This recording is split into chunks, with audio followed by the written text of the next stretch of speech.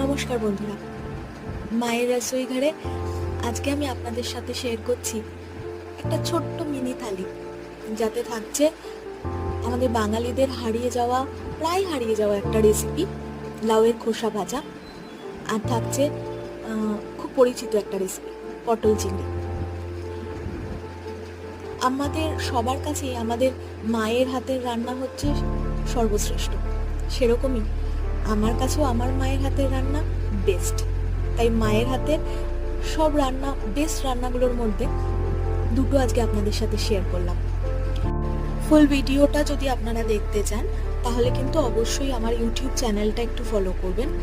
আর আমার রান্নাগুলো যদি ভালো লাগে, আমার রেসিপিগুলো যদি ভালো লাগে, তাহলে আমার চ্যানেলটাকে একটু শেয়ার করবেন, লাইক করবেন।